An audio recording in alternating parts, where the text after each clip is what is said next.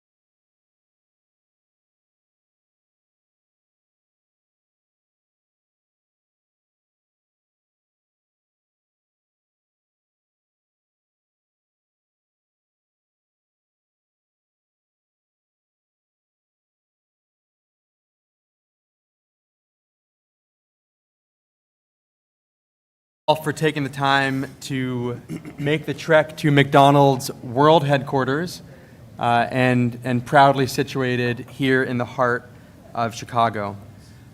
Each of you has made the journey, even if that journey was an elevator ride up, because in some way you understand or are connected to the importance of franchising. And most importantly, the positive impact that franchising has for small business owners, for families, and for communities here in Chicago, across the country, and around the world. I just want to acknowledge some folks who have made that effort and thank them for joining us in this very important conversation.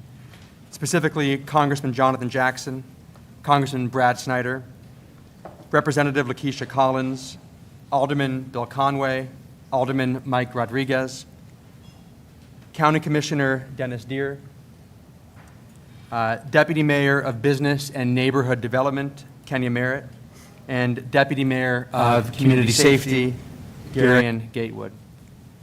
I also want to express my deep gratitude to Michael Lehman and the IFA leadership team for developing this type of convening, bringing this remarkable group together today, and doing so at various venues and in various communities around the country.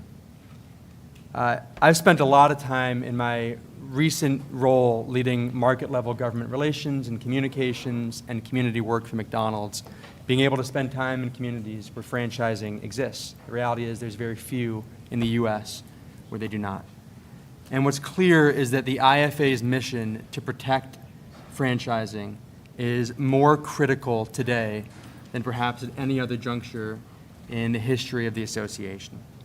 Franchising is a catalyst for growth that supports millions and millions of jobs.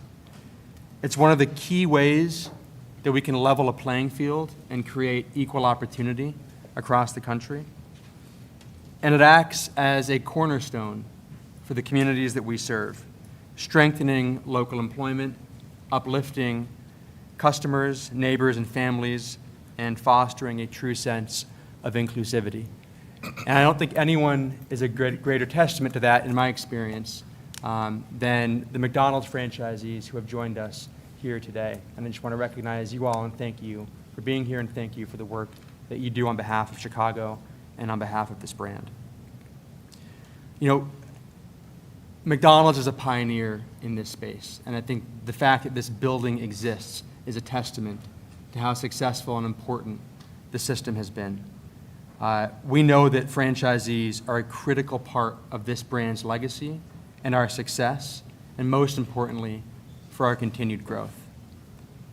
I'm about 5 years into my McDonald's journey, which I think makes me a newcomer to some extent today. But what I've definitely learned, and what we all talk about on a daily basis, is the three-legged stool.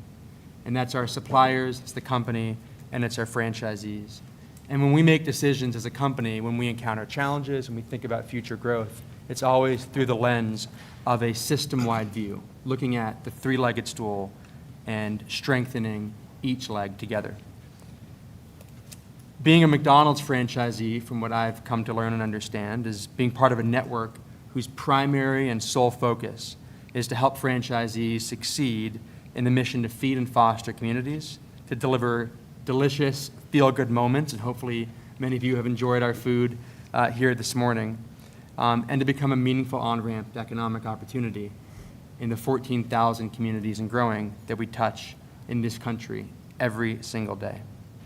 It's a relationship that has created tremendous economic opportunity, numbers that are staggering, more staggering, I think, even than billions and billions served. Of the nearly 40,000 McDonald's restaurants around the world, 95% are owned and operated by independent small business women and men. In the Chicagoland area alone, McDonald's and its franchisees operate 106 restaurants, with more than 61% being minority-owned. And the economic opportunity, the magnifier effect of that, is extraordinary. We've supported more than 14,000 jobs throughout Cook County in the 12 months that ended June of last year.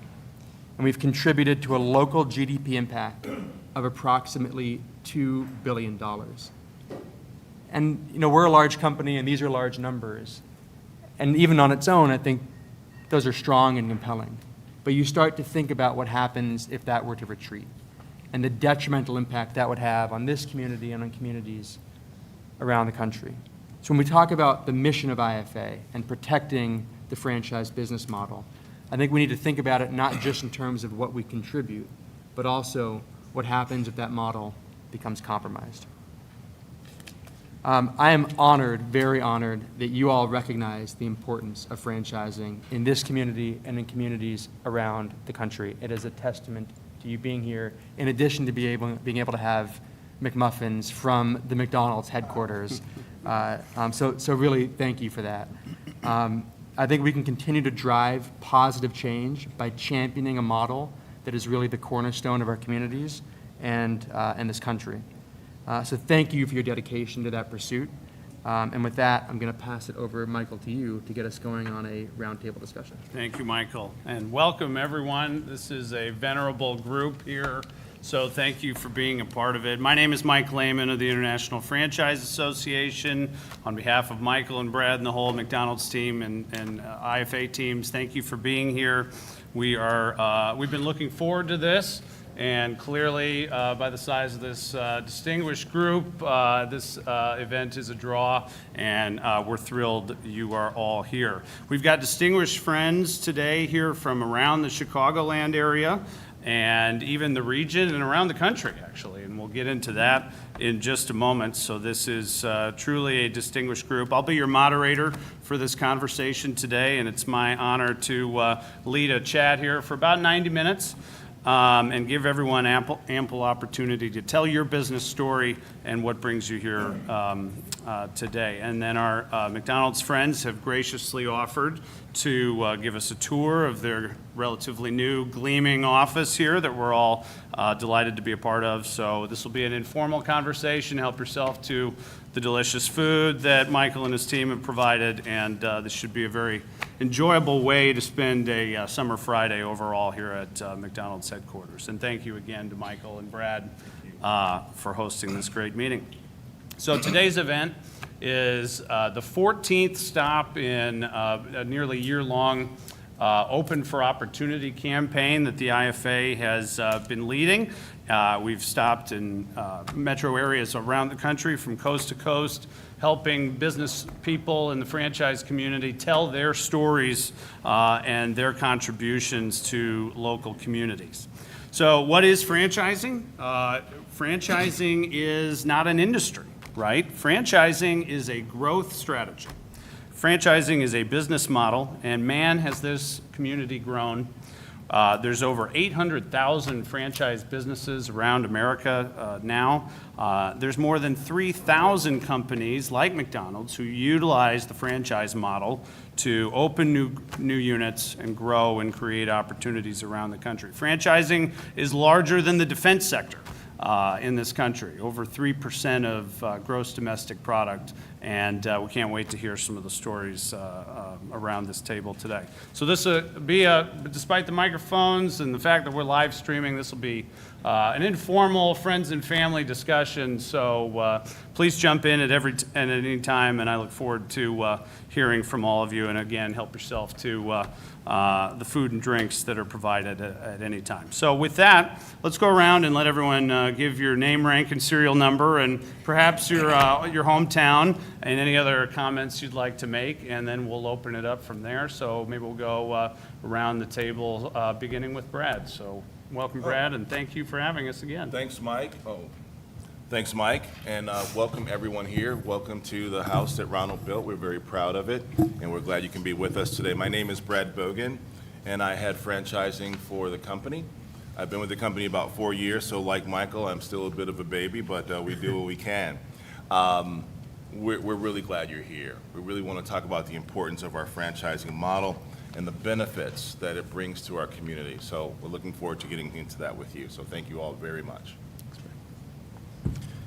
Thanks, Brad. I'm also Brad. I'm Brad Schneider, representative for Illinois' 10th Congressional District, which are the northern suburbs of the Chicago area. Go from Wilmette along the lake up to the Wisconsin border, and from Waukegan all the way east, or west rather, to Hebron. So that's my district. A lot of franchisees in my district. I think, Michael, as you said, it runs the gamut of everything from food services to food to goods to services, and just really pleased to be here. Good morning.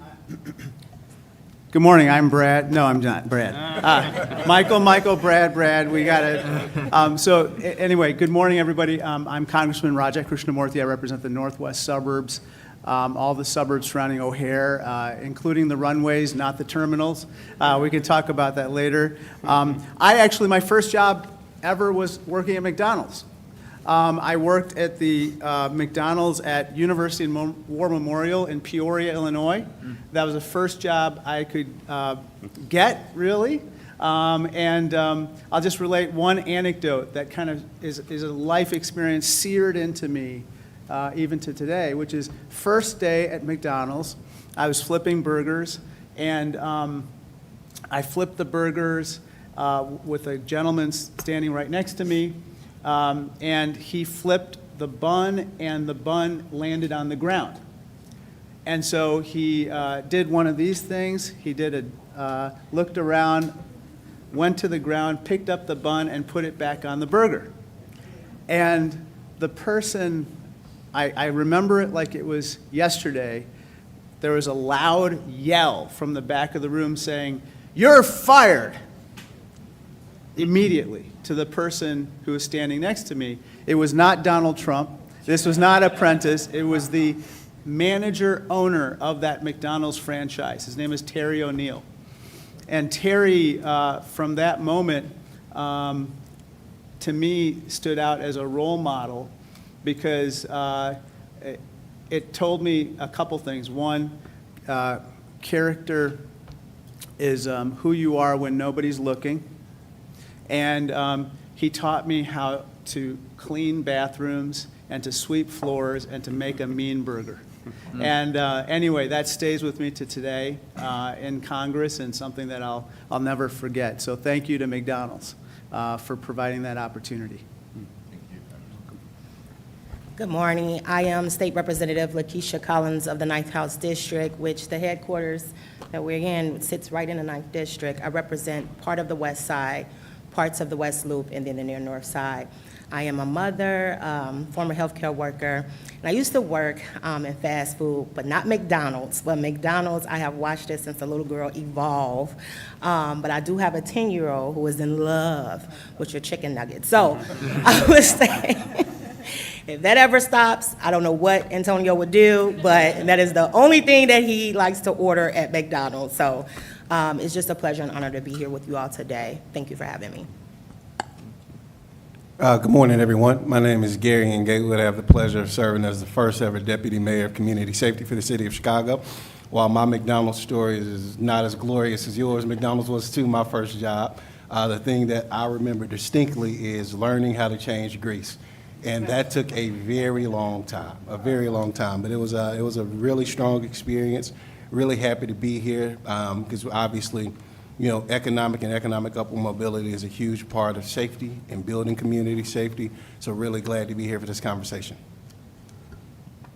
Yeah, I would echo Lakeisha's comments about, I have 3 small daughters, chicken nuggets, big fans in the Conway household. I'm Alderman Bill Conway. I'm in City Council. I represent the Loop, West Loop area.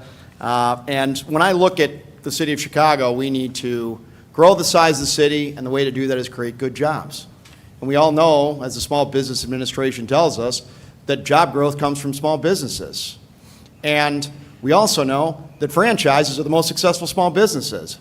So when we're thinking about broadly how we're going to take our city forward, it seems like a big part of that is stimulating and supporting our franchises. So I am here to hear how best we can do that and look forward to working with all of you to make to continue to grow the size of the city. So thank you for having me. Good morning. My name is Jade Hedgeman-Chioki. I am the Vice President of Sales and Marketing for Primo Partners.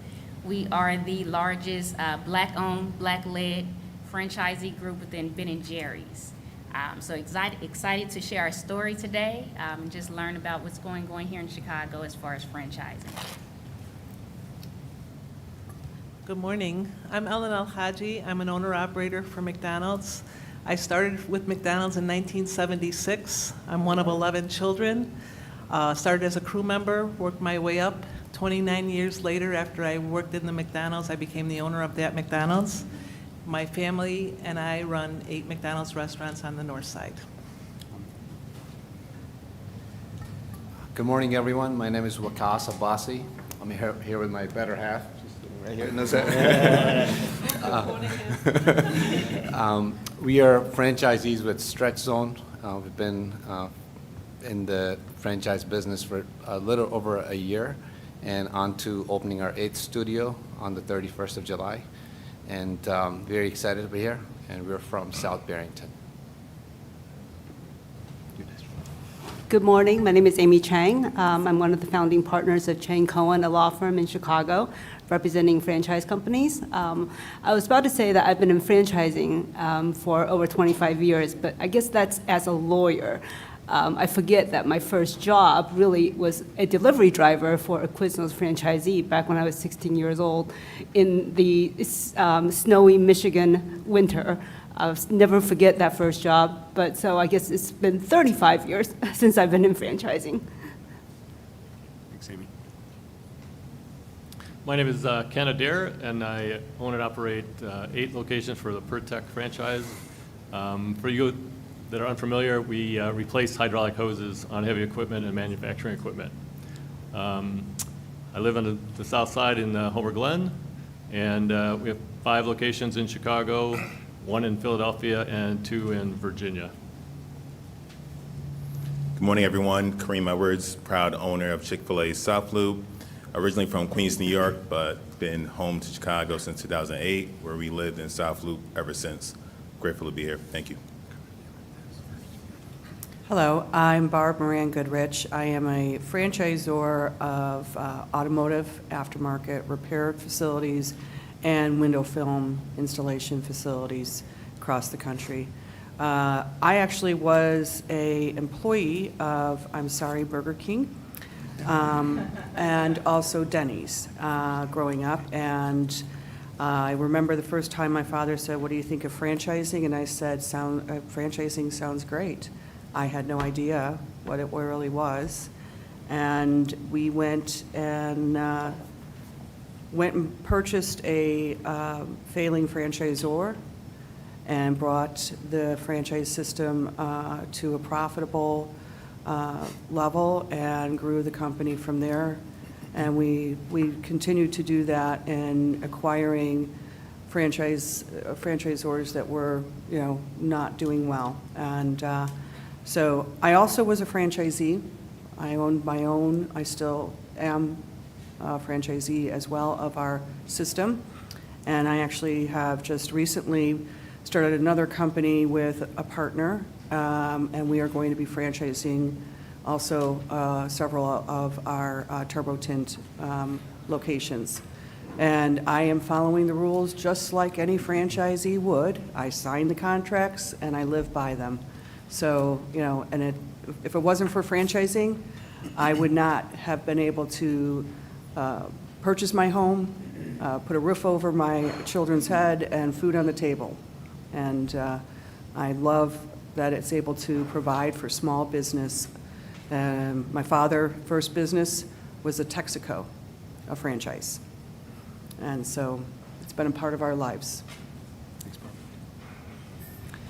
Good morning, everyone. My name is Nick Karavides. I'm a McDonald's franchisee. In fact, when you go downstairs, the restaurant in this building is one of mine, which puts me under a lot of pressure all the time. I am what they call a second-gen owner-operator. In McDonald's, it's McDonald's lingo, it's second generation. My parents were franchisees. I continued working with them all through high school. I entered into the program, and now I'm business partners with my mom. Just focusing on Chicago specifically, we've got about 20 restaurants. We employ just under 1,000 people, a lot long-term people. There are people that now are part of my organization that have been as long as I've been a part. I've been an owner-operator now for, I'm going on 24 years. I love this business, and thank you for having me. Hello. I'll apologize for my voice in advance. I have a little bit of an issue, but my name is Sanj Katao. I'm a franchisee of Dunkin' Brands, Taco Bell, and Jimmy John's.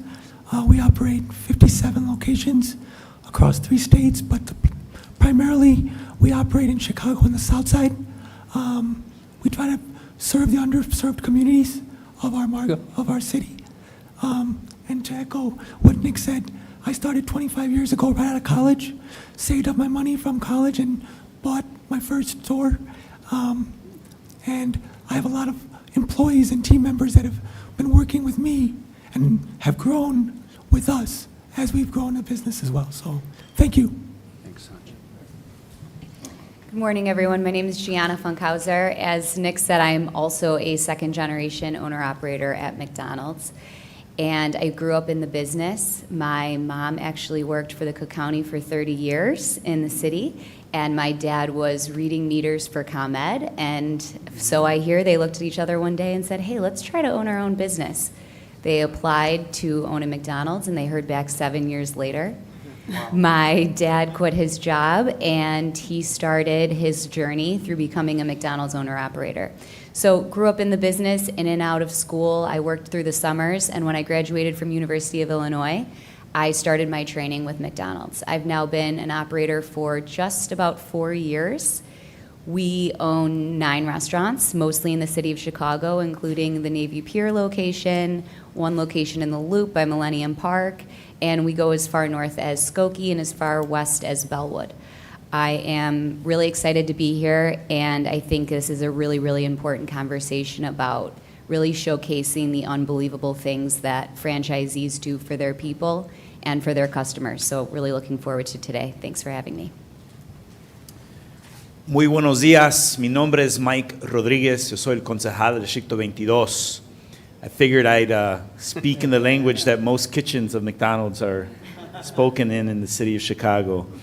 I am the alderperson of the 22nd Ward, also the chair of the Workforce Development Committee at City Council, massive supporter of worker rights, but also small businesses. If you know Little Village at all, it's the capital of the Mexican Midwest, and we like to say the second magnificent mile. So we know that it's very important both to have a balance in labor rights, but also in small businesses succeeding. My first engagement with McDonald's, I remember as a kid, where my mother, every day in the summer, would give my brother and I $5. And with that $5, we'd walk a block and a half to the McDonald's for lunch every day. And it was just the other day, we would walk past the Manuel Perez Jr. Post, which is a veterans memorial plaza in my community. And right across the street from that post is the McDonald's. And I always remembered crossing 26th Street and being scared because there was no crosswalk. But in my job as alderperson, just the other day, we finished a crosswalk there with bump outs and things of that nature. And I think it's a very small way to think about how we can actually support small businesses, right, as a city, right? Making sure that families are safe crossing the street, going to that McDonald's. It's a pleasure to be here. Hello, my name. Got it. Hello, my name is Cook County Commissioner Dennis Deere. It is a delight, privilege, and pleasure to be here, especially when 80% of you all that spoke got stores in my district. I'm glad to hear that, and glad to know that I get an opportunity to see you and put a face to your names. A little bit about me: born and raised on the west side of Chicago, in a little place called North Lawndale. Considered an underserved community. I was born really poor. Lots of gunfire. It was like a war zone. Lots of people telling us that we wouldn't make it. But guess what? We did. Because today I have a PhD in psychology, right? And not only did I do that, I came right back to my community and opened up a counseling center to help out the people in our community. And so how did I get to be a commissioner? In Chicago, everything works by politics. And so one of my mentors was a county commissioner and had been one for a really long time. And I began to volunteer with her. It's important because volunteerism gets you places. And so I volunteered, and I eventually became head of her organization. And when she retired, her son took over, and he passed away. And guess what? They appointed me as commissioner. I got a small McDonald's story for you. It's important for me because in Lawndale, we didn't have a lot. And I'll never forget this gentleman. His name was Ron Lofton. Ron is a fellow fraternity brother of mine, Omega Psi Phi, the only fraternity out there. And Ron would sit us down as little kids when we walking past the McDonald's. He'd come out, he'd give us a shake every now and then, but he'd have these little conversations with us about where we wanted to be, what we wanted to go. He didn't have to do any of that. He got our numbers, he talked to our parents, he called. If we were involved in something, he came and made contributions. I was like, man, I want to be just like him. And that was the man that owned the McDonald's. Now, we all love the McDonald's. I was just saying to someone, I'm a lover of McDonald's.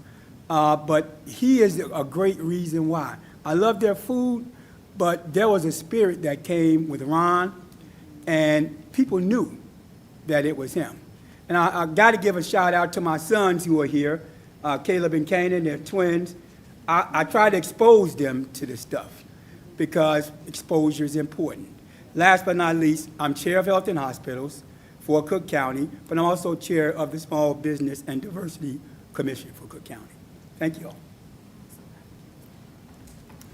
Good morning, everyone. My name is Kenya Merritt. I'm the Deputy Mayor of Business and Neighborhood Development with the City of Chicago.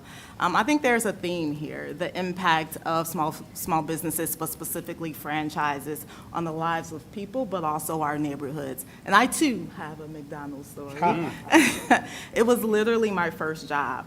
Not by choice. The moment that I turned 16, my mom literally walked me into our local McDonald's, went to the manager and said, she needs a job. And I immediately got a job. The manager was so floored by her tenacity with bringing me there that she gave me a job on the spot.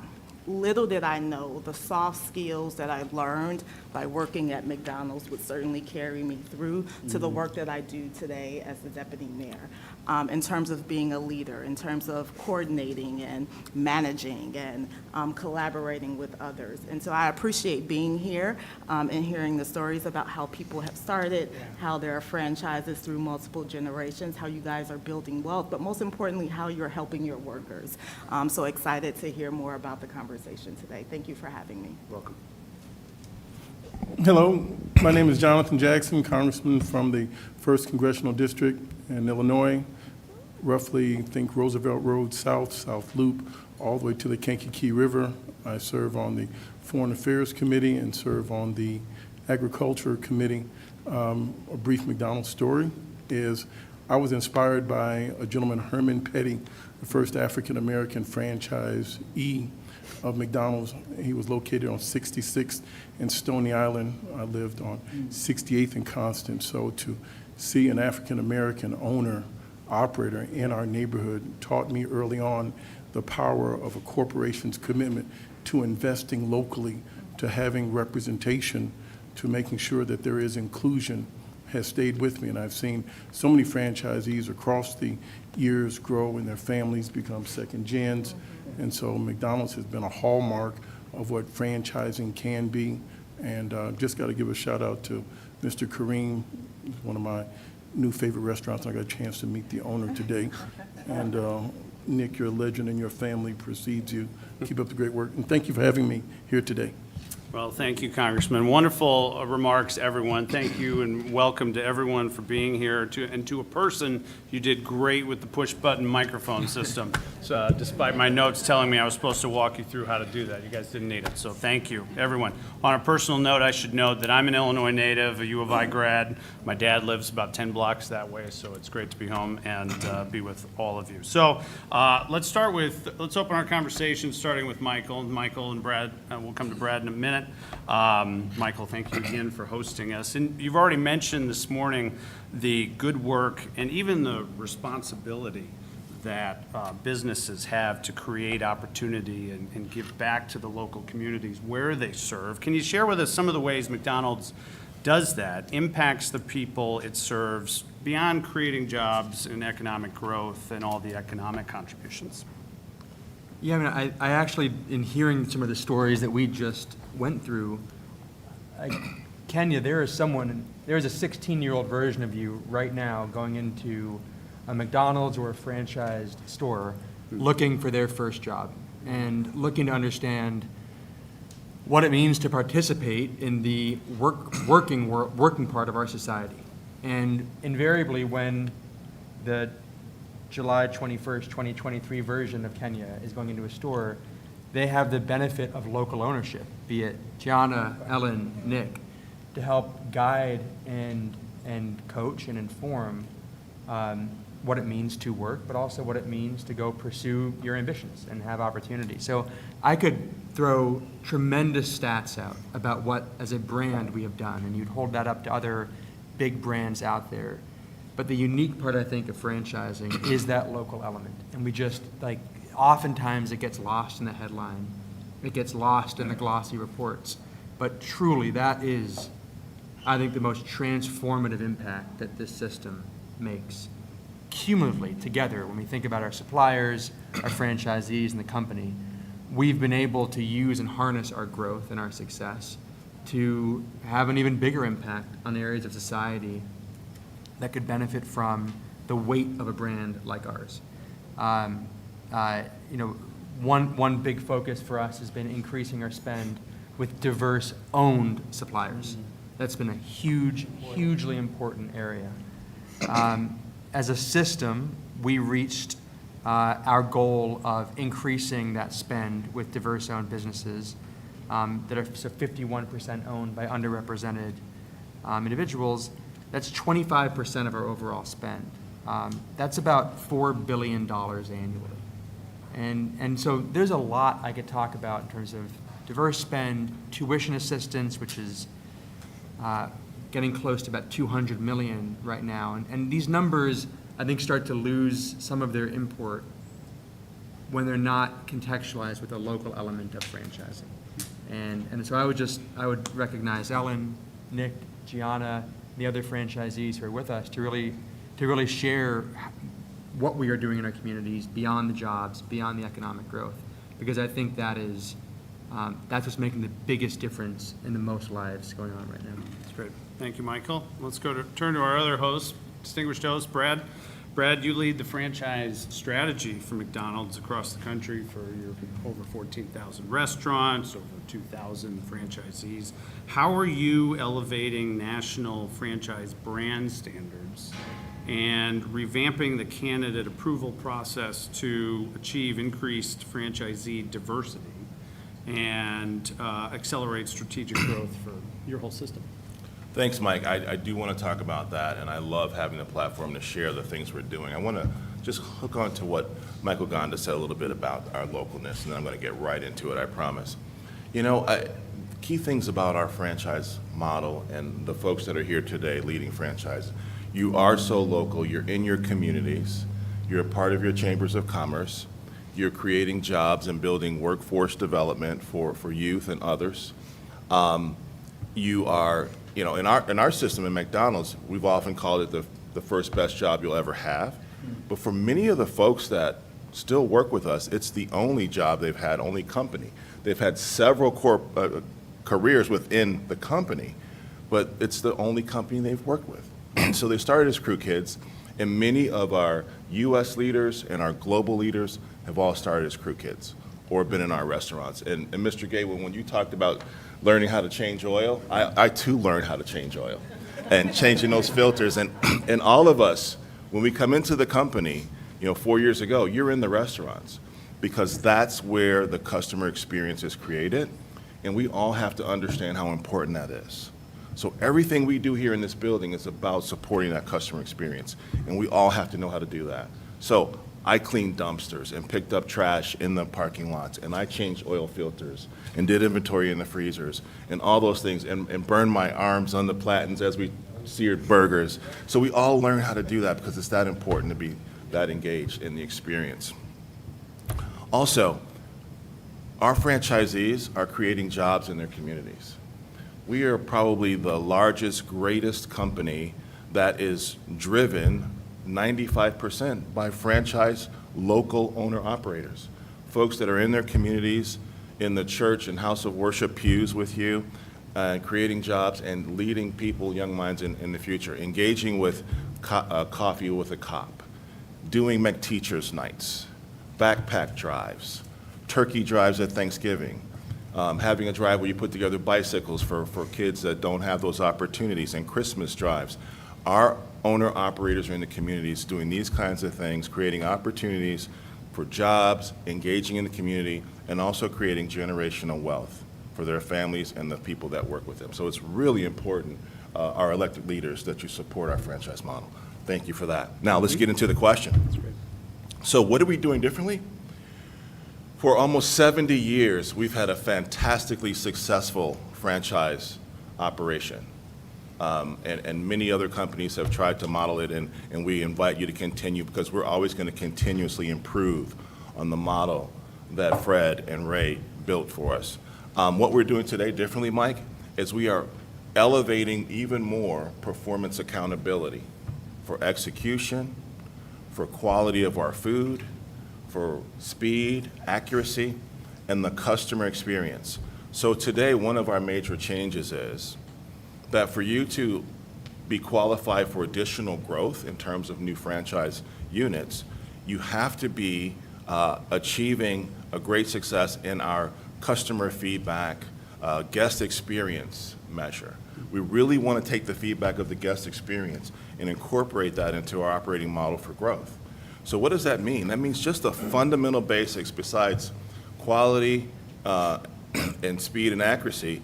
We want to talk about quality of presentation that we're getting from the surveys.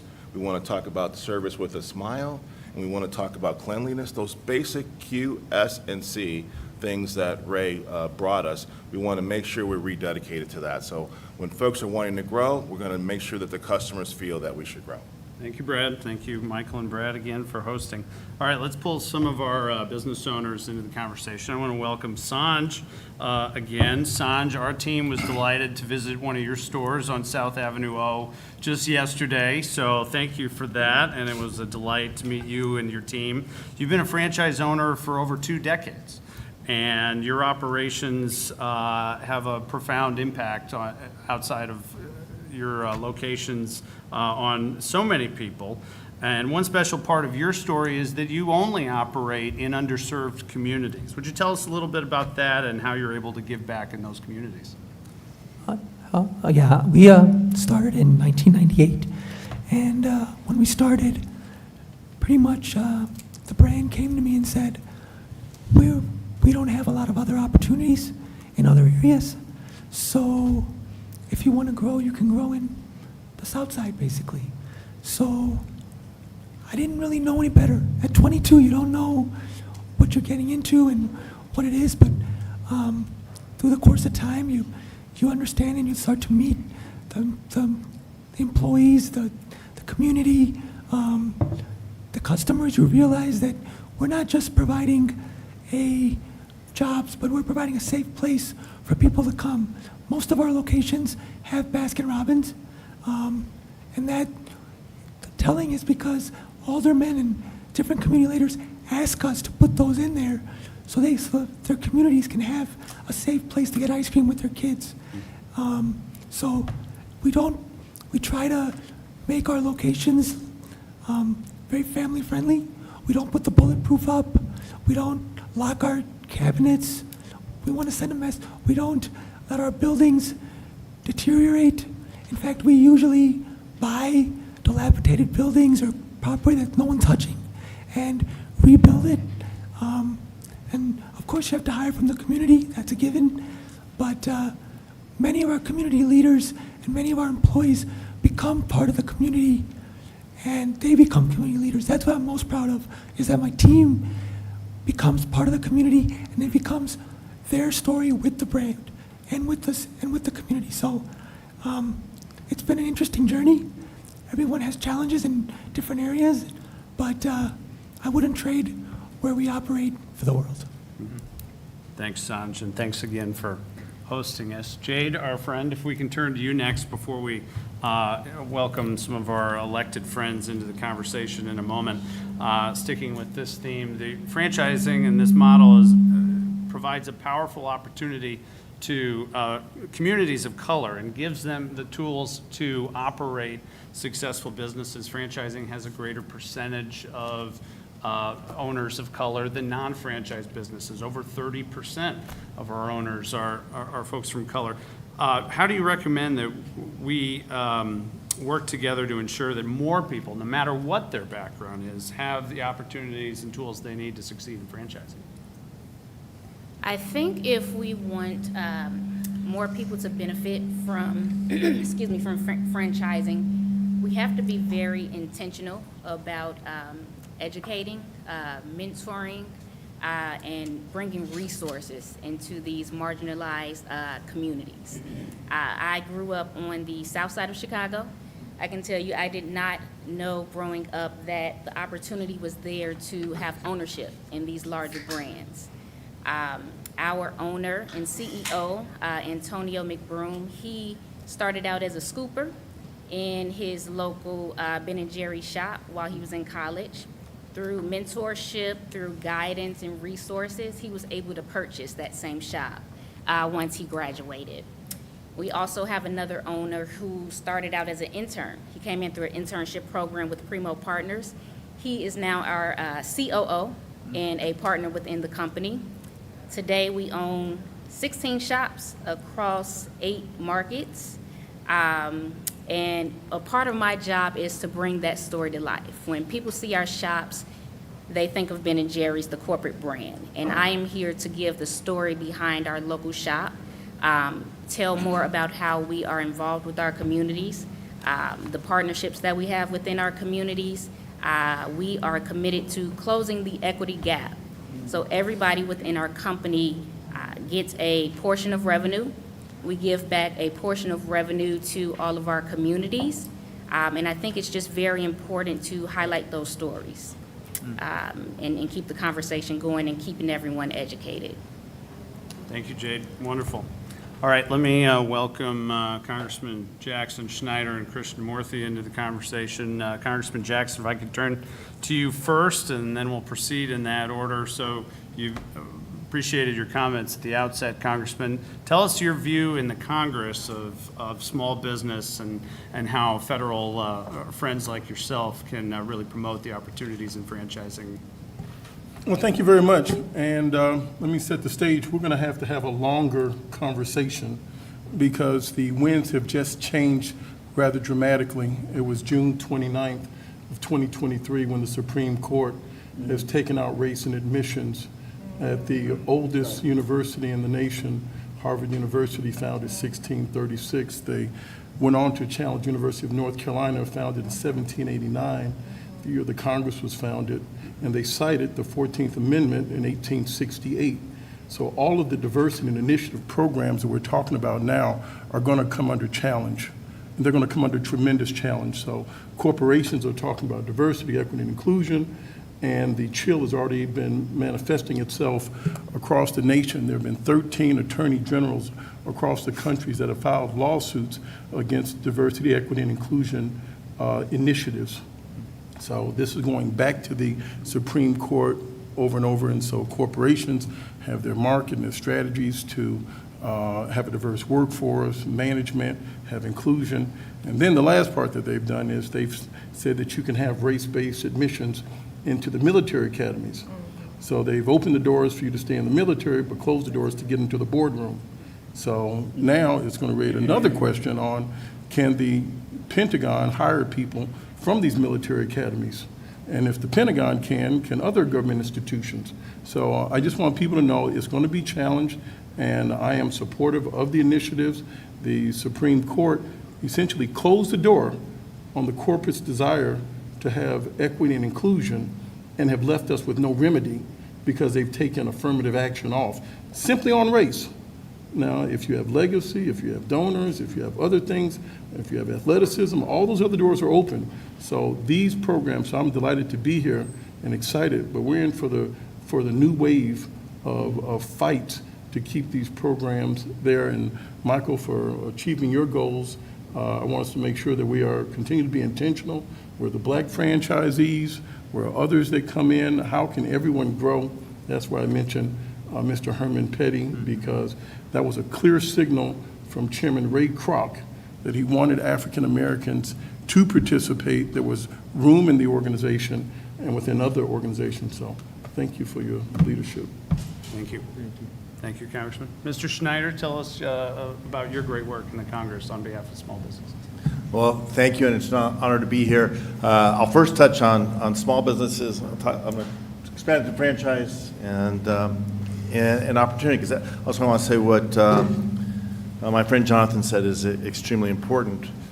But I think what we're talking about here is not the remedy, Jonathan, but the response, part of the response, right? Because small businesses are the opportunity. They build the United States. When I started in this job, there was about 29 million small businesses in the United States. That number has grown.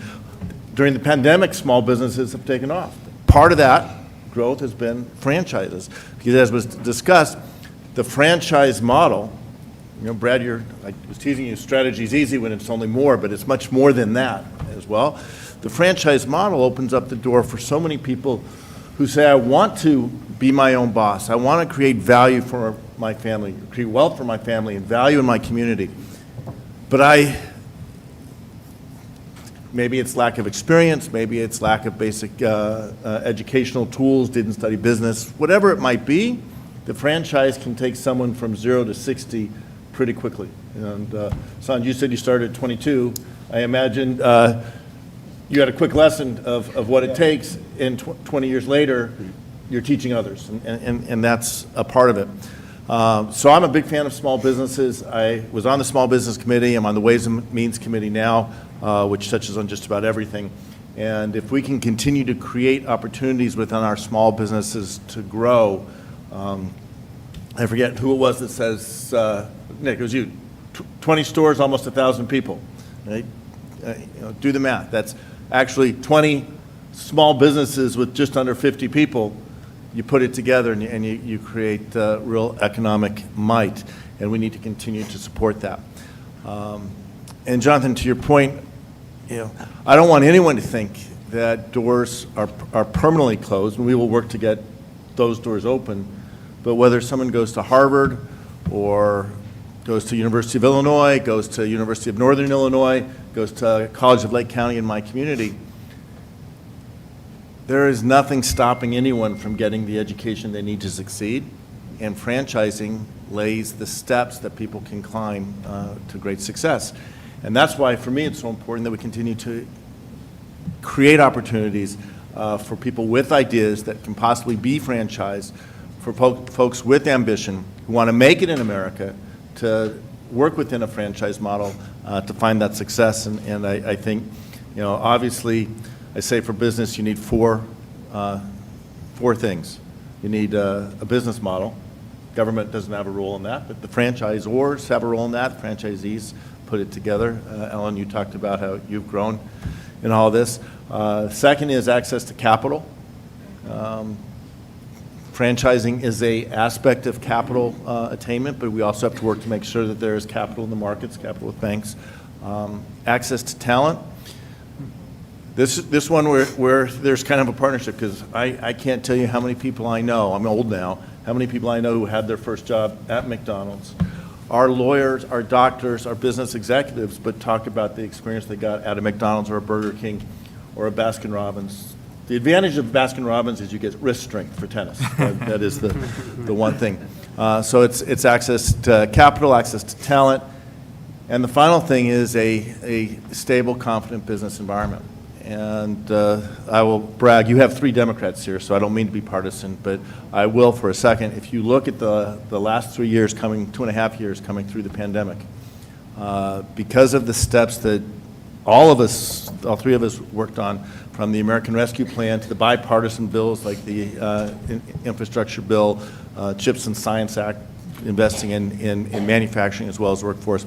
The American economy is the strongest economy in the world now, coming out of the pandemic. We can't lose sight of that. So much of that strength are the small businesses, and so many of those small businesses are the franchises. So the ability to keep investing in those businesses is critically important. So I'm happy to do it from Congress. Thank you, Congressman. Mr. Krishnamurthy, thank you for being here. Thank you so much. I echo, the sentiments of everybody, and congratulations, by the way, to everyone around this table. I mean, you've achieved the American dream, and the fact that you are wanting to share that with other people, to me, is the definition of success. And so thank you for doing that. Just a couple comments. One, I was a small business person before I came to Congress. I like to say I signed the front of the check and the back of the check. And many of you know what that means. So you are the ones who are often, arming the alarm system before you leave and coming in and disarming it and making sure you can open up for business and create a place where people can, realize their potential as your employees. And so at the federal level, here are a couple things that I think we need to continue to work on. One is we've got to reform our nation's post-secondary education system. We've got to make sure that for the 2/3 of Americans who don't have a four-year college degree, that they have a world-class post-secondary education system. And make sure that it ultimately leads to what I call the greatest social welfare program devised by human beings, and that's a JOB.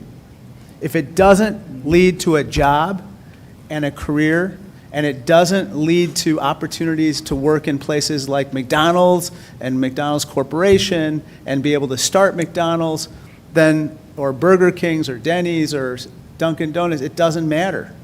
And so I and some Republicans have worked tirelessly to try to reform the way that Washington funds post-secondary education to make sure that community colleges and high school districts get more money to fund workforce training, to fund career technical education programs, to work with local employers such as you to maximize the chances that people can actually complete their degrees and then go on to be successful. And so that's the first thing. And I did that through a law called the Perkins Career Technical Education Program in 2018, signed into law by Donald Trump. And that is now going into effect throughout the country, and it's actually providing more resources and also, in return, making sure that curricula at community colleges and high schools are formed in conjunction with you as employers. The second thing I just mentioned is we got to do something about public safety. At the federal level, that means we've got to enact common sense gun reform once and for all. If we don't do that, we're going to continue to see violence propagate throughout our country, including in neighborhoods, including in the places where you do business. And if we don't get a handle on this, you're not going to be able to flourish. And your franchises aren't going to be able to flourish because people are not going to want to do business there. So that is vital. That is absolutely vital and something that I hope that you as franchisors and franchisees will continue to advocate for at the federal level to make sure that we reduce gun violence, we make our neighborhoods safe, and that your businesses then can blossom, and that your employees can be safe, and your customers will be safe. So that's what I would just say we should continue to work on with your help and advocacy, and I look forward to continuing the collaboration. Thank you, Congressman. I want to thank all three of our federal elected friends, particularly for their work. And in specific, Mr. Schneider, you referenced the COVID pandemic, obviously a very challenging time for so many. I want to thank you also for your work on the CARES Act, even back to the formation of the PPP program, because that was a moment where the administration at the time, the Congress, was trying to support small businesses on Main Street, get them to the other side of COVID. And at the outset of the creation of that program, franchise businesses were not going to be eligible for PPP and some of these government-supported programs. And it took understanding by leaders like you who understand this model to recognize that Wakas and Ellen and everyone's businesses that are in the franchise community are small businesses and needed that hugely. So thank you. Let me just, thank you. To very briefly add to that, because, the CARES Act pandemic hit us like a tsunami. We were moving as quickly as we could, and it was lost, the role that you all play. And the argument that was made was these are our communities. These are the local businesses in our communities. They're the ones who are supporting our schools, supporting the Little League teams. They know the neighborhoods. It was in the quickness to move, and we moved in 2 weeks with the CARES Act, to then quickly come back and say, we've got to pick up the franchise, it was an easy lift. Thank you again. I want to turn to our local and state friends, maybe start with Deputy Mayor Merritt and let others, we've got 6 of you, I believe, so just let you jump in as you see fit. But to start with you, Kenya, Mr. Schneider mentioning that we have the strongest economy in the world, and yet these times are still difficult for small business owners and challenging for owners and their employees. Tell us about what steps we're taking here in Chicago to help small business owners navigate this economic landscape. So wanted to applaud the congressman again for his work during the pandemic to support small businesses. Of course, no one could have ever planned for a once-in-a-lifetime pandemic where we literally shut things down, but the ability for the federal government to step in and provide not only capital, but support for our small business owners was certainly something that should be applauded.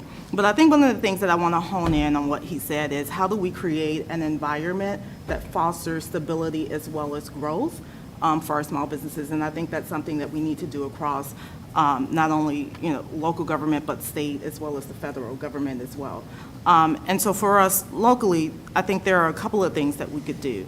One of the things is when we think about our processes and our systems in place around licensing and how you navigate the process of just simply owning a business, for me, I think it's incredibly important for government to figure out how do we get out of the way and make that easier for you all and how we're supporting you through that process. The second is how do we work with you to create an environment that works for your workers, but also works for the workers too.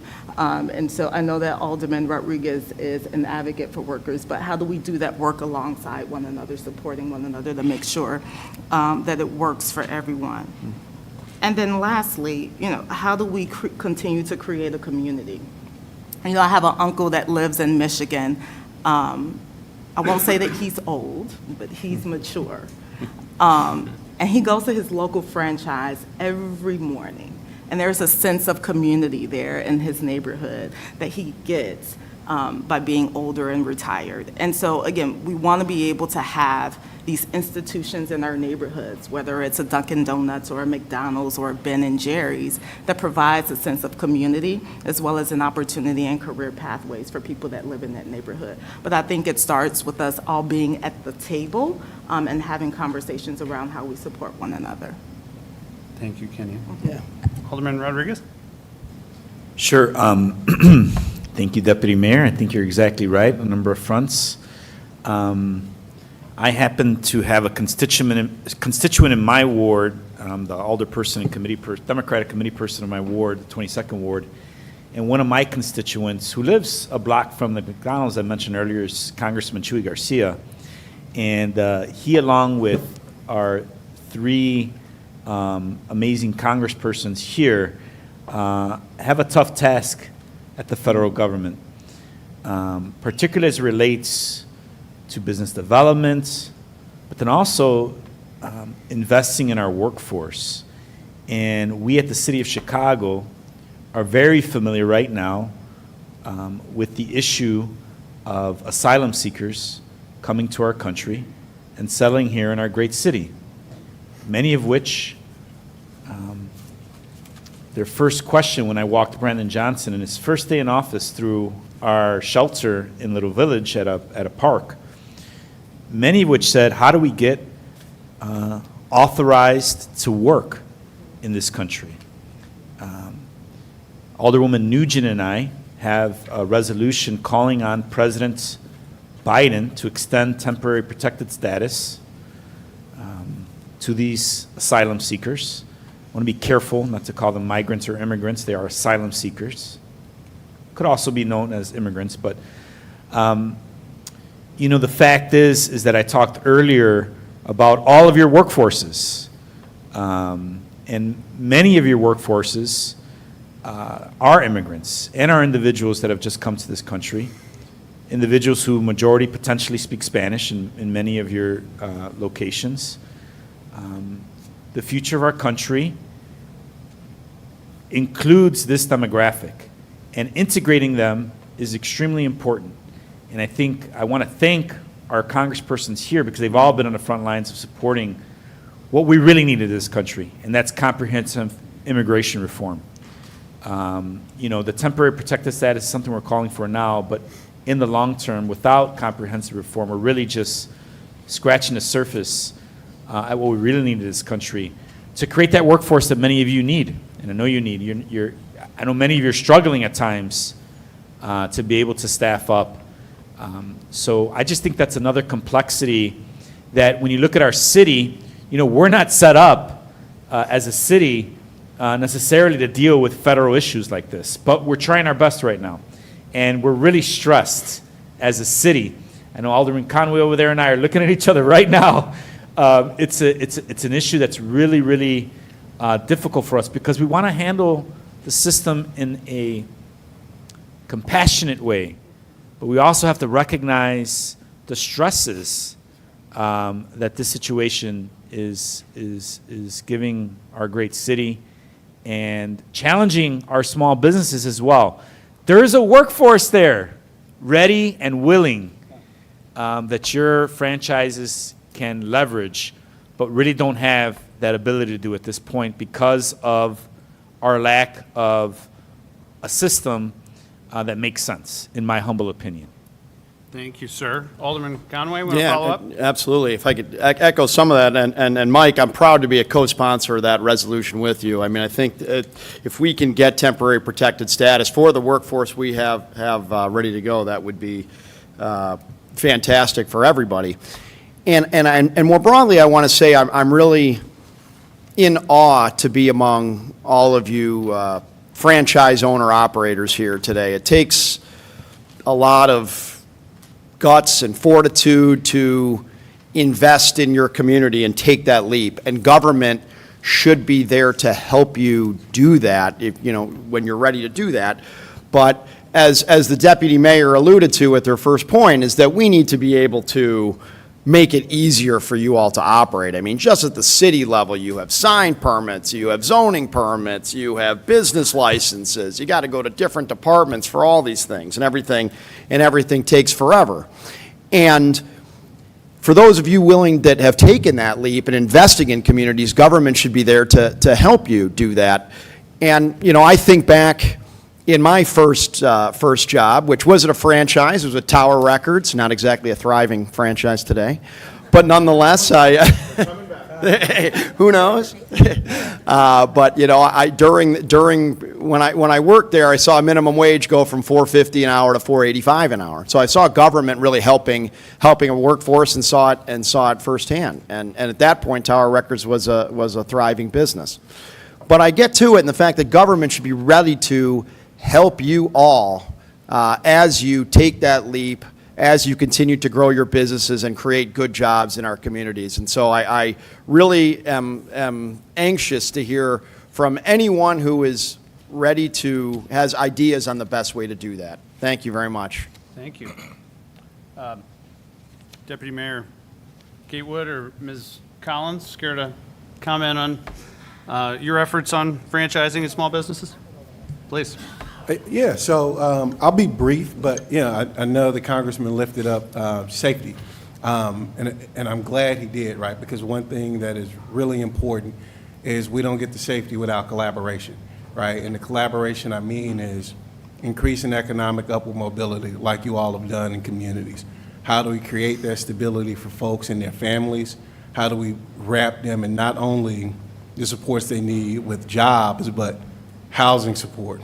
All right, what are we doing in the healthcare systems? How are we all coming to the table together to have conversations on how do we improve education? Because you are not only providing employment in those communities, you all are also leaders in each of these communities. So one thing that when we think about safety, and again, I know the Congressman lifted up gun safety, there are so many issues that encompass what we want to see with a safer Chicago. No matter where you are in the city, we all want a safer city, right? And we all want to do that in collaboration. So the leadership that you all have displayed, not only by leading your businesses and leading your franchises, and the examples you have set for the young folks, right? Looking at you, right? And you know how many kids look up to you in the South Loop, right? I hear about your Chick-fil-A all the time, for real. So when you see that kind of leadership, right? People see what they can be. Right, and that is a part of community safety, being an example for young folks, investing in our young folks, and really thinking about how we build on stronger collaboration. I'll say one more thing, and I'll pass it over to Rep. Collins. A lot of you all stepped up to help us as we started to work to expand summer jobs with the city. Right, one of the big things that the mayor talked about was investing in young folks, and we applaud you all as you help to step up, not only in offering more summer jobs, but also looking at year-round employment with pathways to long-term success for young folks. We appreciate that because, again, that all leads to community safety. So with that, I'll pass it over to you, Rep. Thank you for that. I think you was reading off my paper. So I was going to dig into the safety part. But no, seriously, thank you all, because I always felt that small businesses are the economic engine to our communities. And when I think about safety, I think about the root causes to why we see the uptick in violence on the south and the west sides of Chicago. If you have, housing insecurity, people need somewhere to live. I was homeless as a young person, right? I lived from house to house and also tried to navigate through getting my education, and it was hard for me. So I understand the importance of having a roof over your head, but also having a good quality education. But then on top of that, being a spokesperson for Fight for 15 for healthcare workers, I understand that not only having a job, but having the wages to match in order to keep a roof over your head, provide food on your table, provide the basic necessities plays a role in that as well. And so when I think about the communities that I represent, communities like North Lawndale, where the community is asking for, their own grocery stores. At the state, I co-sponsored a bill, Senate Bill 850, which will now allow DCO to designate food deserts and distribute loans to small local grocery stores that are struggling. Like, that's a big deal. But then also I think about the infrastructure that plays a role in that. I have the Fullerton Market, and so there are some roads that need to be fixed in that area, right? And in our budget, we tackled that. And so with the Rebuild Illinois projects, building the bridges and helping with tourism and other consumer dollars to local businesses that might otherwise, people may not shop there because of lack of transportation, or, because they just don't know that these certain areas have, businesses off in a cut. Trust me, I have rolled down Halsted Street to get home, and I was like, where are those people coming from, right? Because I didn't know that down that one road, I can't think of the name, but there's a lot of little, restaurants that's in that area, and I'm just like, wow, like, how these people know about this, but I didn't know that this was going on. This is my district, but, things like that, drawing more people to the businesses. And then also, in our state's budget this year, with the support from the Illinois Municipal League, we had them to help direct another $100 million in additional funding to local, governments that can be used to target and support local businesses and mitigate property taxes too. And so there's a number of things that we are doing, like Senate Bill 1963, that creates and expands and extends a number of business tax credits that you could take advantage of as well, incentives for local manufacturers. There's just a number of things that we're doing at the state. I think there's a lot more that we can do. So being here and listening to you and having these conversations actually helps me to take it back to my colleagues and then, focus on legislation that, really tailors to your needs as well. So I just want to say thank you all for this opportunity of having me here today.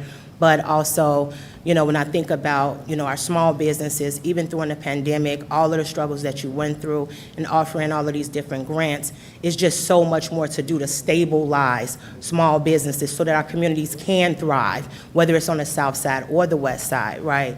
So that's what I have. Thank you so much, Representative Collins. We appreciate those comments.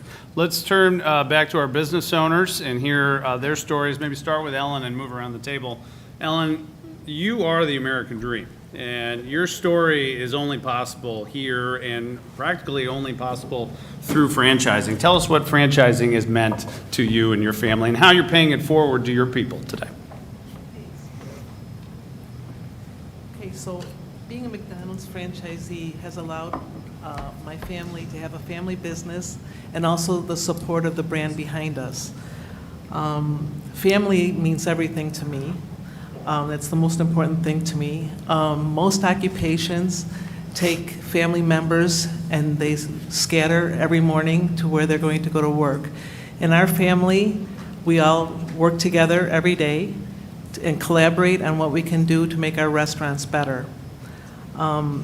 Operations and how they affect our employees, our customer experience, and our community involvement is top of mind, always. Community involvement is the key to our success. Being out in the communities, anything the Alderman's office needs from us, McTeacher nights, block parties, crew and customer appreciation events, even the 4th of July parade, anything that we can do to get out into the communities and bring our customers back in, that's what our family stands for. It makes the job fun and exciting for our employees, and I think McDonald's has something for everyone, whether it's technology, marketing, job skills, people skills, everything you can think of, you can find that at McDonald's. I think it makes us a powerful employer, and we have a positive impact on everybody we touch, and I love being a part of that. Thank you, Ellen. You were a crew member, you became Yes. an owner in the McDonald's system. You're Yeah. 50 years in the McDonald's family at this point. Almost. Roughly, not to date anyone.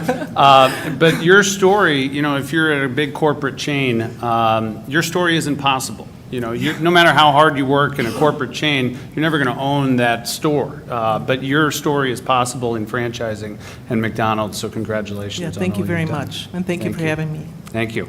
Well, Kos, your story is as a client turned business owner. Tell us why franchising worked so well for you. Yes, so we were living in Pennsylvania a couple of years ago, and I'm from Illinois. I used to work at Valley Total Fitness, if any of you remember that. I used to sell memberships there, and one of my friends who was a personal trainer had stretched me out a few times while I was there in the early 2000s. And come to 2021, I had real bad lower back pain, and I'm looking for someone to stretch me out. And Facebook read the algorithms, and they put out an ad for Stretch Zone, and I ended up becoming a client, and sort of became friends with the general manager there, and found out about the business. We'd been looking for a side hustle for a while, and it really resonated with me because not only it was something that helped me personally, but it was the ability to actually take that wellness to the communities. I just realized we are the only wellness franchise represented here, so you guys keep feeding them and we'll keep stretching them.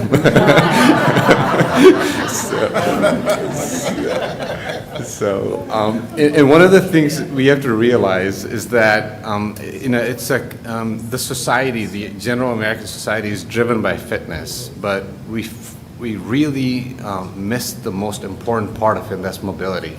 We work out hard but don't stretch, and Stretch Zone, which is a pioneer in assisted stretching, provides that to the communities as a one-on-one service, and I'm really proud to be a part of that business. That's wonderful, Wakas. Thank you.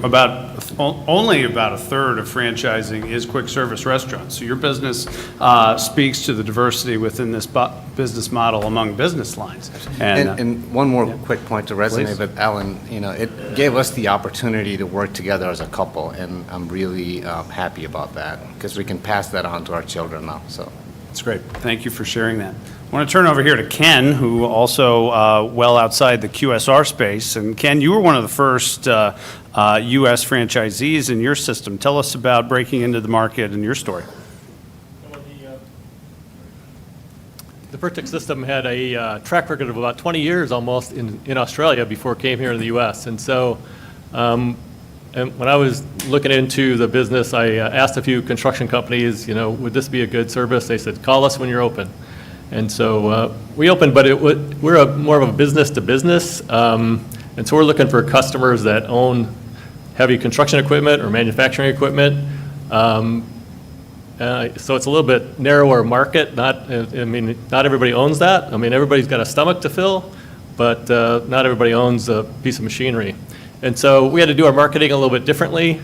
And because the franchise system sets you up with good procedures for operations and the financial procedures and HR, I was able to concentrate on the sales and marketing and get our revenue up to a profitable level. It took longer than expected, and some of those challenges were self-inflicted, but it took a while to get us going, but now it's going well.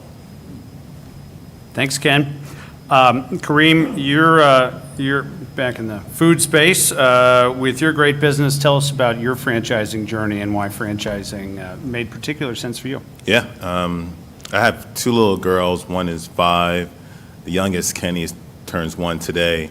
I was probably a few years older than my eldest when I was exploring being a businessman, entrepreneur, to the point where my first business, I would take my lunch my mom packed and the snacks she packed for me and then sell it to my classmates in school. Very profitable business until my mom found out and then shut down the operation. So upon graduating from college, I joined corporate America. As you can imagine, pivoting from corporate America to franchising or entrepreneurship could be very challenging. So franchising felt good. Franchising with Chick-fil-A felt perfect. Chick-fil-A, their values in caring and serving reside very well with me. And I always see them as a thought partner from day one. So just that passion for serving kind of aligned. So I spent about 13 years in corporate America, starting back home on Wall Street in New York, ranging to Kraft Heinz, downtown Chicago as a brand manager for Kraft Cheese, and then most recently Google, helping executives grow their business. So making that pivot, I felt confident with owning a P&L, managing a team, marketing and sales. But having that partnership with Chick-fil-A kind of pushed me to kind of join entrepreneurs and other franchisees. So grateful to be here. We've been open about 2.5 years. Year 2, very blessed to grow about 41% in sales. Yes, year to date this year, thank you, about 30%, which is phenomenal. But none of that could have been done without the support from Chick-fil-A, but equally important, the team that I have, right? So I think about just a few, like Sam Connor, who was born, raised, and still reside in Inglewood, Chicago. When she first came to our store, probably about 2 years ago, she had that it factor, that Michelle Obama, the grit, the grace, everything you want, but very shy. And now she's leading shifts, training people, walking with confidence. And to me, that was a special part of being an entrepreneur. So Chick-fil-A has allowed me to still serve food and sell food without getting in trouble from my mom, but also make that impact to the community that people mentioned, and hopefully grow and groom and empower more owners in a short distance. So thank you. Yeah, thank you, Kareem. You are a true entrepreneur, and happy birthday to your 1-year-old as well. Nick, turn to you, and then Gianna. For many franchise people, franchising is a true family business, and that's certainly the case for you. Tell us a little bit more about your family history in McDonald's. Okay, sure. Just before that, Please. there were 2 names that were mentioned today, Herman Petty and Ron Lofton. Both those individuals were more than just business people, and I just want to make that a mention in this room because they were great business people, but they were a beacon of like a cause. My first store, which I think may have been Ellen's second restaurant, okay, that was my first. My second restaurant was at the corner of North and Laramie. 20 years ago I purchased it. I still own it today. When I got that restaurant, and of course Ron Lofton was just down the street, and he had come to me and we sat down and he said, and I had known him for a long time, and he said, Nick, you're going to do great here. You know, the success will come.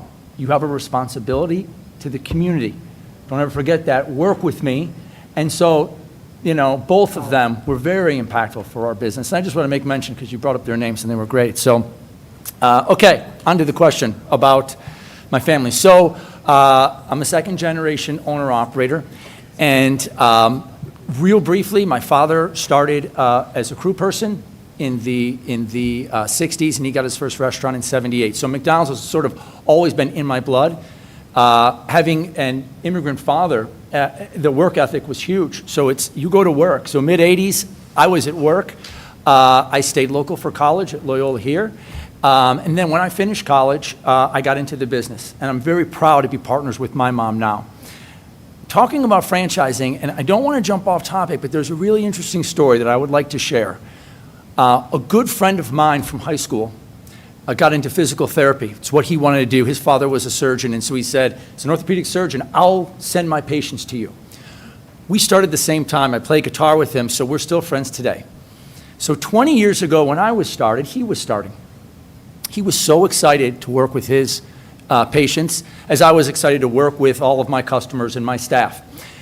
And then as the years fast forward, and now I'm going to go back, probably about 5 or 10 years ago, we're still talking business.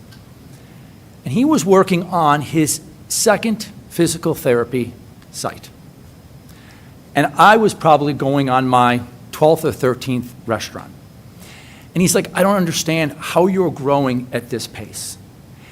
And that's when it clicked that that's what franchising did for me. And when I talked to him, he was not unhappy, but we had different happiness levels. Because he said to me, I have not tended a patient in 2 years.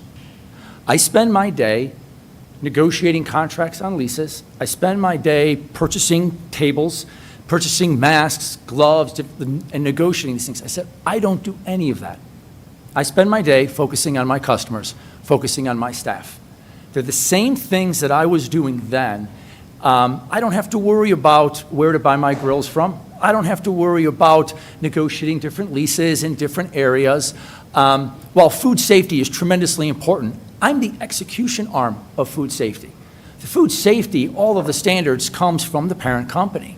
So as years went on, and now and I'm very proud to say, at 2 physical therapy sites, and I'm 29 restaurants, so I go all the way up into Kenosha. We've had the same path with a little bit different successes. Alban Rodriguez said something super important today. I'm very fortunate right now to have restaurants in so many different areas because of my size. In McDonald's, we have general market, we have AACM, the African American market, we have HCM, the Hispanic market, ACM, the Asian market. I have restaurants in all of these markets. Down in Bridgeport, heavy Asian community. When I look at my staffing, you're absolutely right. While I hire and my staff reflects the communities I'm in, it is without a doubt that whether they're immigrants to the country or children of immigrants, they are the backbone of what we do in McDonald's. And one of the things that I'm most proud of, and franchising through McDonald's allows me to have that, whether it's Archways, English as a second language, now doing Spanish as a second language, because so much of our staff does speak Spanish, and it's sort of, okay, you learn my language, but I'm going to learn a bit of your language too for better communication. So what franchising has provided has allowed not just me and my family to grow, but when I look at my leadership team and where they are now and what they've accomplished, we all have different backgrounds. And some of us were very fortunate enough to graduate high school, more fortunate to graduate college or graduate degrees beyond that. I have people right now running my company who unfortunately were not able to finish high school. And if they were sitting in this room today, you would be so impressed with how professional that they are. You wouldn't think that. You would think, what business school did you go to? And it's the education and the confidence that they got working in our restaurants. Those are the things that make me very proud, because I get to focus on my communities, the families in the communities, and my staff. And having franchising as a backing has allowed me to do that on a much larger scale. Thanks, Nick. Yep. It's great. And Gianna, I want to turn to you and hear your more about your business story, but it's been referenced what a tight labor market we have right now, how hard it is for small businesses to find all the right people. How do you view your role as a local employer, and how do you be that employer of choice to find great people? So the question is interesting because it is such a competitive labor market right now, but the second part of your question was how do you do that through that connection with people, right? And I think that as franchisees, the most important thing we do is be the local employer of choice. But the way that we do that is through connecting with our people. When I look at all of us, and I know Ellen and Nick very well and the other owner-operators in the room, and I think about all the things that we do, it starts with the basics, right? We, of course, at least in our organization, I have minimum wage slightly higher than city and Illinois requirements. We go beyond paid time off requirements. We go beyond a lot of other things that happen whether you're in the suburbs and you're following the state of Illinois or you're in the city and you're following the city of Chicago. But beyond that, it's just not enough, right? Because everyone around us is doing that. So what do we do to stand out and to be the employer of choice? And through your connection with your people is how you do that. I think about being a woman owner-operator, and most of our restaurants, at least in my patch of 9, 70% of my staff are women. So for them, I think it is amazing and unbelievable for them to have a role model and a mentor and somebody that they can look up to say, wow, she owns this restaurant. I can do something like that as well, right? And so I'll leave you with one story that comes to mind that was probably one of our proudest moments as a franchisee, and one of the reasons that I think we're able to connect with people is that the only way to motivate everybody around us is to really know what drives them, right? So you might want more money, you might want bonuses, you might want to go out in the community and volunteer, all things that we do. We have young kids, we offer them tuition assistance. For us, we've given about $28,000 toward tuition assistance. You might want to do some volunteer opportunities. For us, we've given back $35,000 to local schools. So there's something for everybody. But I recently sat with someone who was a general manager. She moved to this country when she was 12 years old. She did not speak English. She walked into our McDonald's. She started as a crew person. She worked her way up. Through McDonald's, she was able to learn English. She was able to learn leadership qualities that allowed her to continue to move up and up and up. She became a general manager, and I sat down with her one day at her review and I said, hey, you're doing an unbelievable job. Here's your raise. Is there anything else that I can do for you that would give you something more? And she said, well, I really want to have a baby.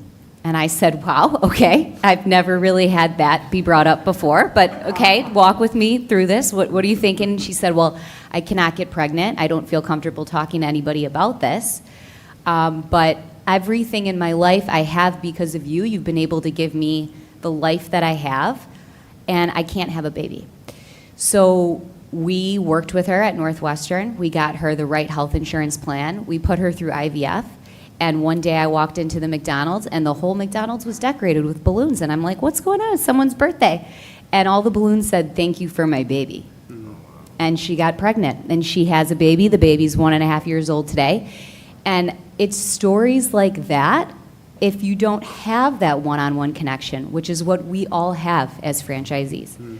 Because of that, we're able to give these people things that they would have never had without us. So to me, navigating the competitive labor market, which was your original question, is done through all of our connection with our people and having those one-on-one conversations.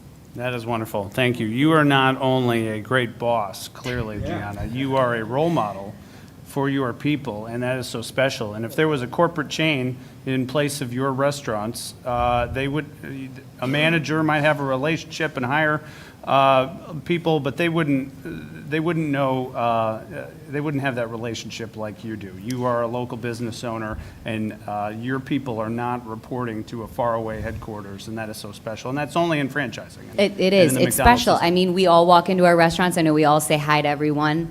We ask them how their families are, right? But those are the basics. When you really sit down and talk to your people and you ask them, what do you need from me? It's unbelievable, the things that you hear, but it's also an unbelievable and rewarding thing to be able to help them through whatever it is that motivates them. Very special. Thank you for sharing that. Anyone else on how you compete in the labor market from business people? I guess one of the things that I can share real quick is raising the wages, right? And we start at $20 an hour and then add bonuses. These are entry-level jobs, but they're really at that level we're able to connect with the workforce and actually provide them a platform. So a lot of our employees are looking to become physical therapists, and this provides them that ability to do body work at a starting level, and then be able to grow into their desired professions. Thanks, Wakas. Barb, want to pull you into the conversation. You've been both a franchisee and a franchisor. So you have a unique perspective here. How have you personally and other franchisees within your systems benefited from the ownership opportunities in franchising? Well, first of all, our business model is one where many of the employees we have are a specific skill set. They are automotive technicians. Some of them are extremely high level, where they are considered the top, and that is transmission technicians. And they've gone to vocational schools, usually. They're not college grad. And many of those individuals end up becoming franchisees. And our franchise system is in second generation, going into third. I am, in essence, second generation, and I have my family involved in our franchise business, and they also are franchisees.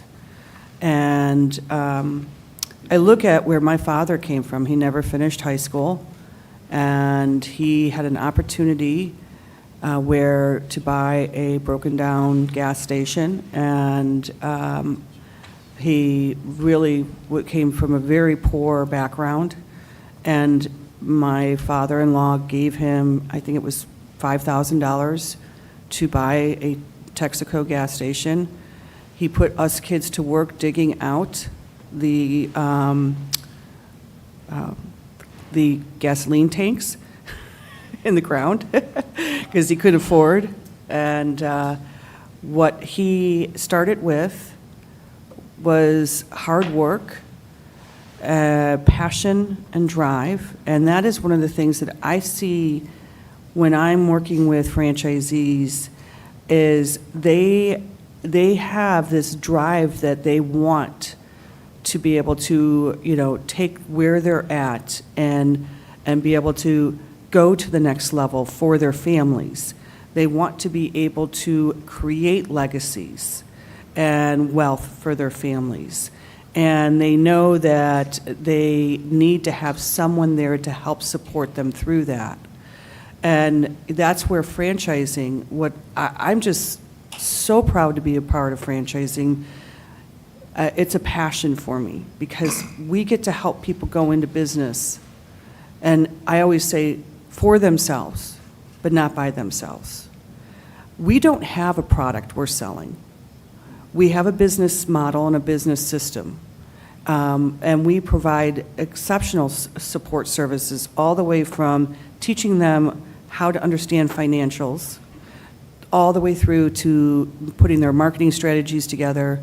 And just like you had said with the difference between the independent versus you, is that you were able to go and say, help me with this, take care of this for me, tell me where I gotta go with this.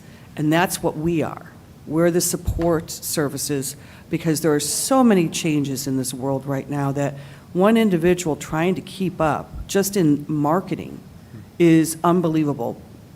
And so, I look at what drives us is being able to help that franchisee go from nothing to amazing. And in fact, we had, just last week was talking to Erica about a franchisee in Maryland. He came out of the Navy in 2007, was a mechanic. He wanted to own his own business. He applied for a franchise with us, and we awarded him a franchise, and he opened up, guess when? 2009, in the middle of a great recession. Today, he owns 3 locations. He has a home that is an estate. He is the most humble man, and he knows that he literally calls us and says, I want to open another location. Will you please come out and take a look at this for me and make sure that this is the right area that we want to be in? Absolutely. We're going to help you any way we can. That's the difference between a franchise system and a non-franchise system. And I love that we get to help people go from nothing to something. Because when I was working for my dad, didn't pay me well. He thought I should work for love. I had to convince him and tell him that I was actually paying to come to work with my daughter and childcare. And he gave us an opportunity to buy a location that was run down, not in the best shape. And we fixed it up, and we were a part of the community. And that's what put the money in the bank and food on the table. So, Mike. Your dad was not an employer of choice, is what you're saying? oh, no.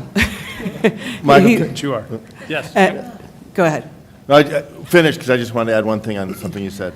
Well, in the end, I ended up buying the company from him. I was a minority shareholder. And the reason I did that was because as a franchisee, I saw problems. And I wanted to change that in our system. I wanted us to be the place where they turn to. And back in the 90s, it may not have been that way in franchising, but things change over time, and it's because of the leadership you have.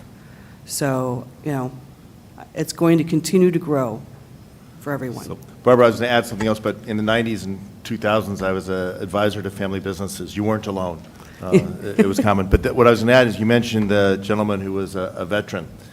And one of the things that I don't want to get lost, that has been said a couple of times, is that 30%, I think is the number, Michael, of minority-owned franchisees? Yeah, 31%. 31%.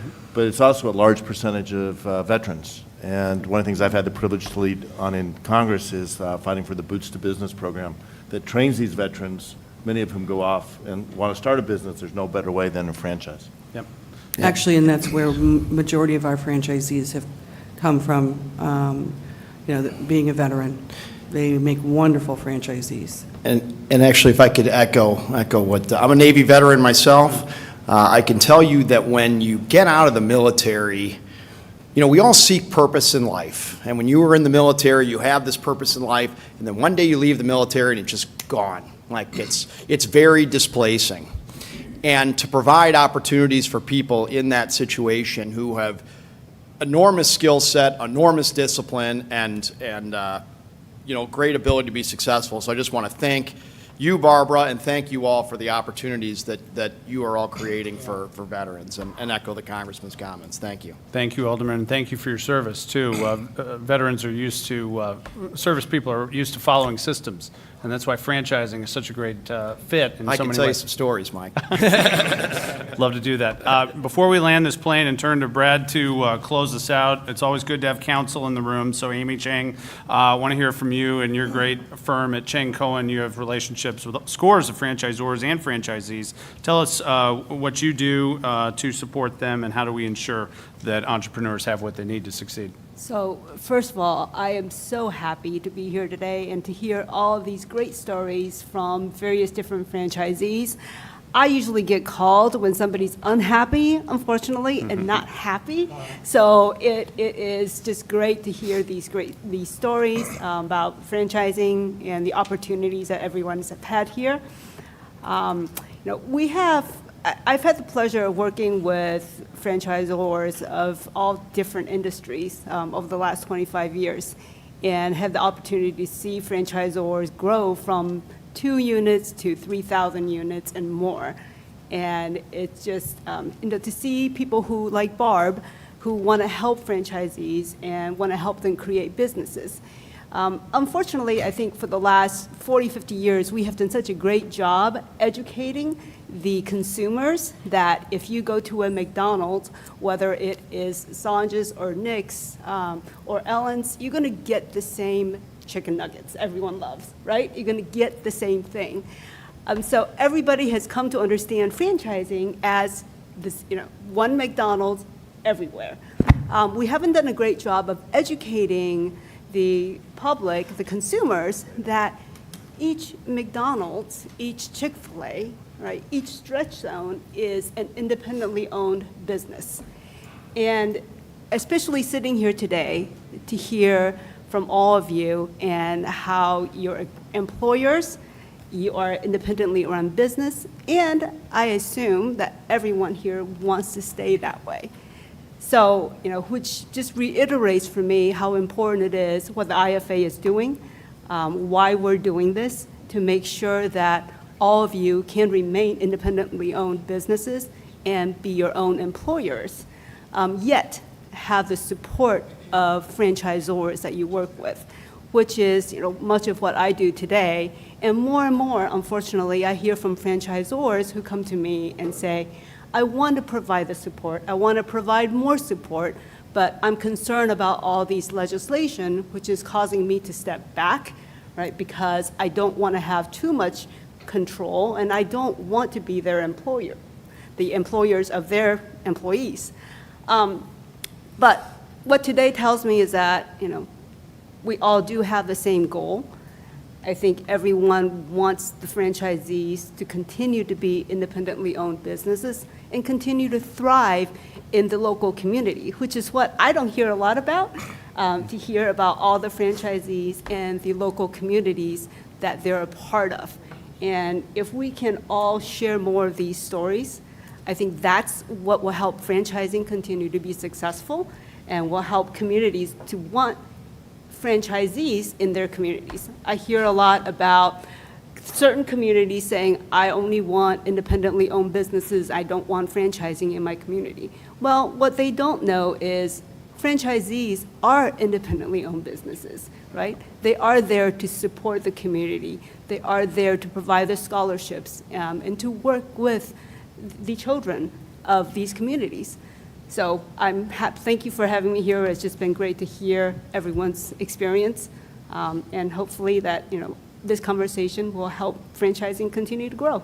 Well, thank you, Amy, and thank you, everyone. What a delight this was to be with all of you. Thank you to the business people for taking time away from your businesses to join us today. Thank you to our elected leaders and government leaders for all you do and for joining us as well on a summer Friday here on a very happy morning at McDonald's headquarters. And thank you especially to Brad for hosting us. Thank you, Mike. Thank you, IFA. Thank you, elected officials. Thank you, franchise owners, your team, staff, and interested parties. I think, Amy said it best. You really took my clothes, so thank you so much.